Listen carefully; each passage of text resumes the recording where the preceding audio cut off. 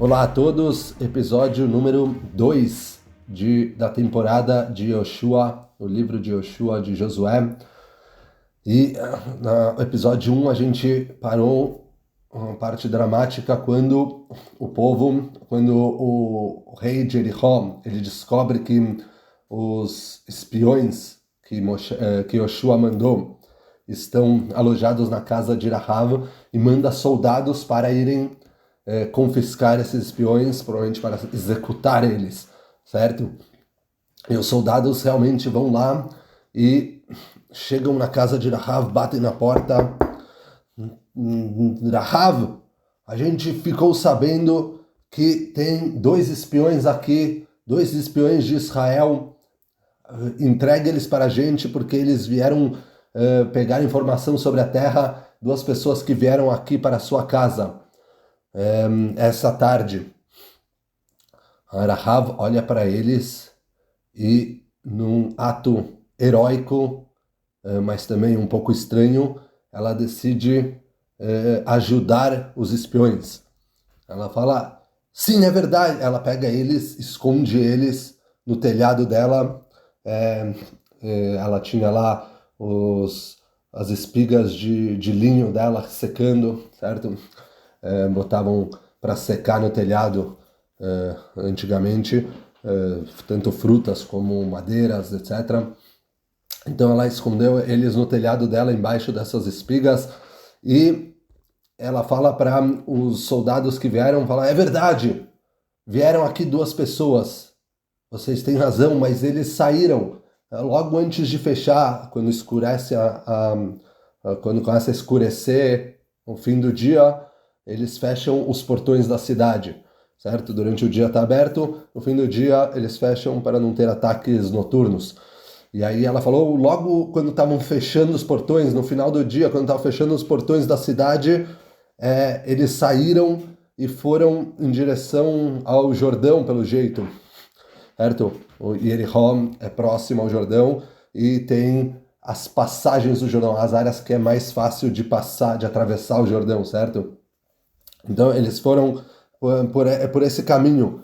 E aí os soldados acreditam nela, né? Não tem por que desconfiar, e saem correndo atrás dos espiões para procurar por eles.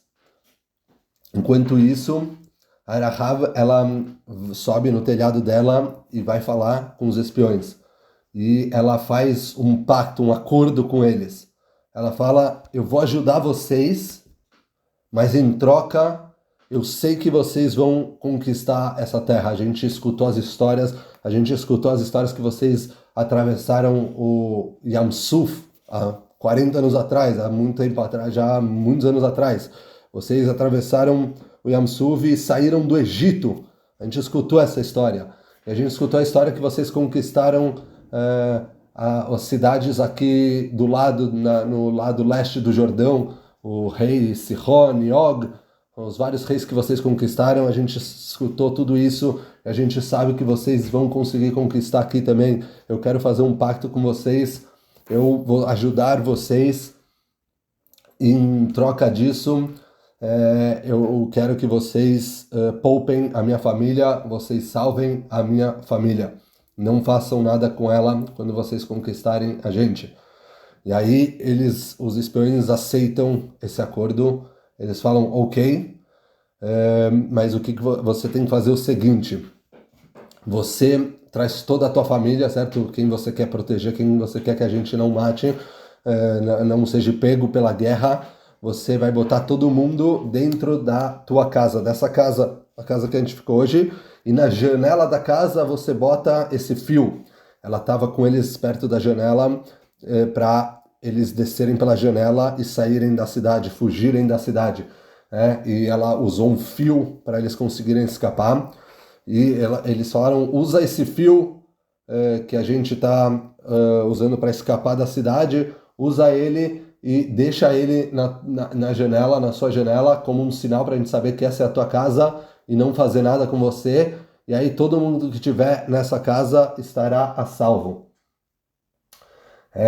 Ok, combinado, eles fazem esse acordo, os dois lados concordam, e eles descem pela janela dela, né, que, como a gente falou, a casa dela era na muralha da cidade, era logo na beira da cidade, eles podiam da janela já sair da cidade, e ela fala para eles, se escondam nas montanhas, né, porque Jericó já é no Vale do Jordão, e para o lado leste de Jericó, a gente tem o Rio Jordão, e para o lado oeste tem montanhas, né? Quem já foi para o Mar Morto, indo, por exemplo, de Jerusalém para o Mar Morto, vê as descidas que fazem, porque tem muitas montanhas, e tem o Vale do Jordão.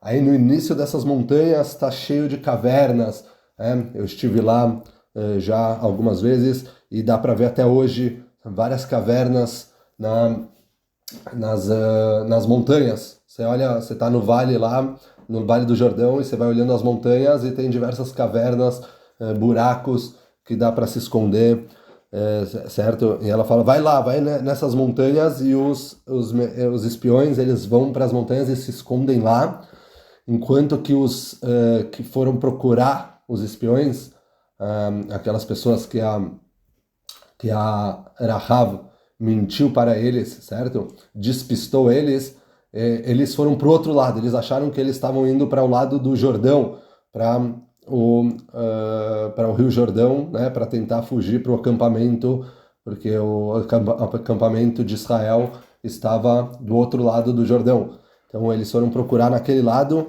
e com isso eles ficam seguros nas montanhas. Eles esperam lá 3 dias, que depois de 3 dias já a comitiva que tinha sido enviada para procurar eles desiste, né, de procurar. 3 dias é um período relevante, significativo. Aí, 3 dias depois, 3 dias depois, os espiões voltam, saem de suas cavernas, saem da caverna da montanha e atravessam o Jordão e chegam bem para Yoshua, e eles dão as boas notícias para Yoshua, avisam Yoshua o que aconteceu, toda a história, e falam, o povo realmente está com medo, as pessoas estão com medo da gente, a gente vai conseguir conquistar. E é bom que eles estão com medo, não só pelo fato moral, não é uma questão só moral, moral talvez também, mas também a gente pode atravessar o Rio Jordão, né? Vai ter milhões de pessoas atravessando, vai ter crianças, mulheres, a gente pode acampar perto de Jericó. Eles estão com medo, eles estão se escondendo, eles não vão querer tentar atacar a gente, eles estão realmente com medo da gente. Agora, antes de passar para o próximo ponto, com isso a gente finaliza a história dos espiões, é o 2º capítulo do livro de Yoshua, e vamos começar o 3º capítulo, mas antes disso só quero refletir por que Rahav ela quis ajudar os espiões. Essa é uma pergunta interessante.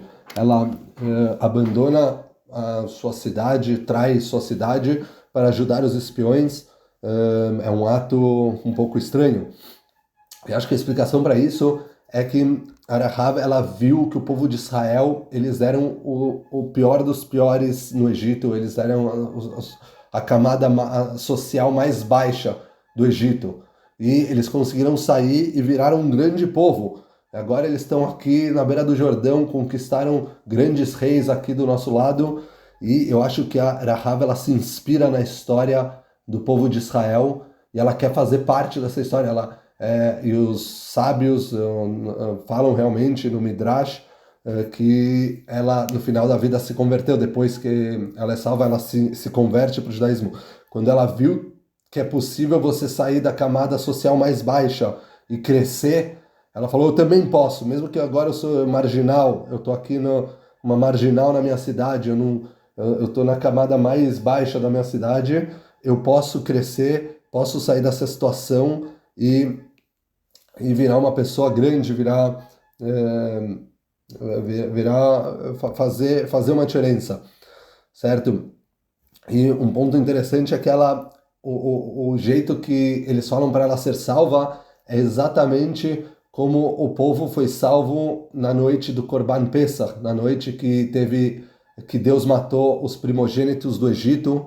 eles falam para as famílias do povo de Israel, cada um ficar dentro de sua casa e botar um sinal na batente da porta. O sinal seria o sangue do Korban Pesach, do sacrifício de Pesach, certo?